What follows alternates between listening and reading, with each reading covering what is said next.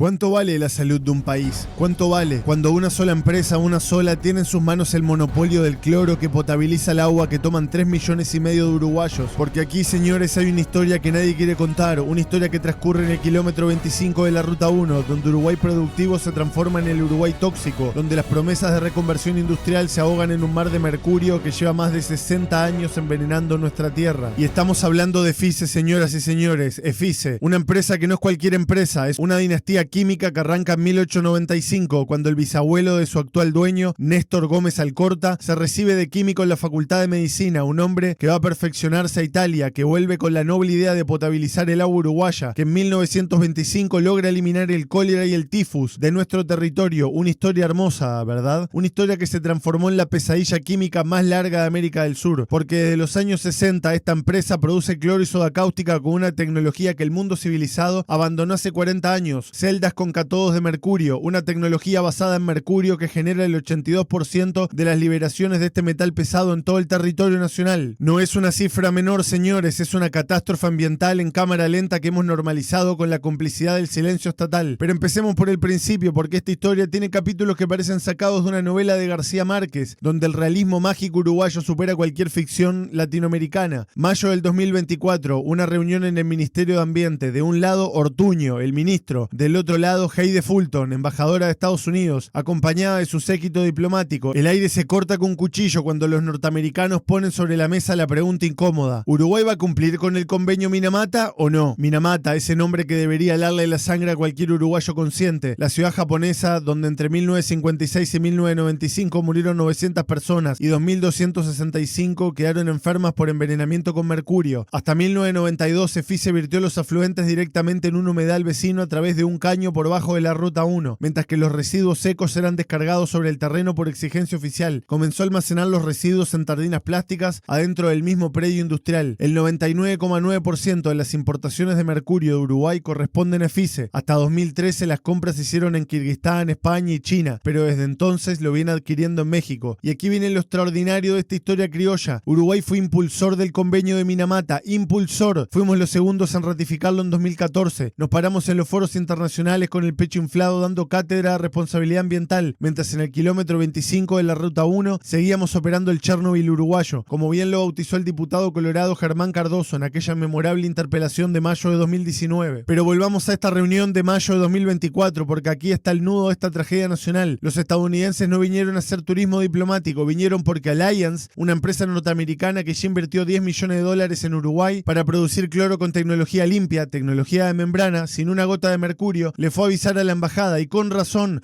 porque Alliance vino al Uruguay creyendo ingenuamente que si firmábamos un convenio internacional lo íbamos a cumplir. Qué inocencia la de los americanos, ¿no? No conocen la viveza criolla, ese arte nacional de prometer y después ver qué pasa. Y acá tenemos que hablar del verdadero protagonista de esta historia, señores, Néstor Gómez Alcorta, el hombre que heredó una empresa centenaria y la transformó en el monopolio más perverso del Uruguay moderno, porque Gómez Alcorta no es solo el dueño de EFICE, también es dueño de Química Gama, la empresa que le vende sulfato de aluminio a OCE. ¿Entiende la perversión del sistema? OCE compra el cloro de EFICE y el sulfato de aluminio a Química Gama, las dos empresas del mismo dueño. En los últimos 6 años, OCE logró 18 licitaciones seguidas a Química Gama por más de $50 millones. 18 licitaciones seguidas. Estos datos son hasta el 2018, como si fuera casualidad. Pero la historia más grotesca de todas ocurrió en febrero del 2018. Por primera vez en años apareció un competidor, Hábil y Sociedad Anónima. Ganó una licitación para vender cloro líquido a OCE. Ofrecían a $1.600 la tonelada, mientras que Gómez Alcorta pedía 2.000. La mina de oro se le escapaba de las manos al monopolista. ¿Y saben qué hizo? Por supuesto, usted ya lo sabe. Mandó a sus abogados a presentar recursos. OCE rechazó la impugnación. El Ministerio de Ambiente también, pero cuando el asunto llegó a Presidencia de la República, ahí cambiaron las cosas. Apareció un decreto del Poder Ejecutivo que anuló todo el procedimiento licitatorio. Como por arte de magia, el viento a favor sopló para Gómez Alcorta. Cuando se volvieron a barajar las cartas, EFICE ofreció $800 la tonelada. 800, señores. Obligó a Hábilis a retirarse del negocio y una vez eliminada la competencia, adivine qué pasó. El precio volvió a subir a $1.600 la tonelada. El manual perfecto del abuso de posición dominante está todo ahí en el artículo 6 de la Ley de Promoción y Defensa de la Competencia, que define exactamente lo que Gómez Alcorta viene haciendo durante décadas. Y EFICE, señores, lleva de 2016 prometiendo la reconversión. 2016, escuche bien. El proyecto Mega lo bautizaron. $300 millones de inversión. Una planta modelo con tecnología limpia. A Al lanzamiento del proyecto concurrió nuestro expresidente Tabaré Vázquez y Carolina Cose, la actual vicepresidenta, toda la planta mayor del gobierno. Se prometió inauguración para 2021. 2021. Estamos en 2025 y recién el 27 de mayo del 2024, Gómez Alcorta anunció que ya hemos dado inicio a la construcción. Inició después de 8 años de promesas y letra muerta. 8 años de promesas, de plazos que se estiran como el chicle de prórrogas que el gobierno otorga con la generosidad del que regala lo que no es suyo. Y aquí, señores, hay que hablar de OCE, porque OCE es el elefante en la habitación que nadie quiere mencionar. Pablo Ferreri, presidente del ente, recibió a los diplomáticos estadounidenses, escuchó sus preocupaciones y silencio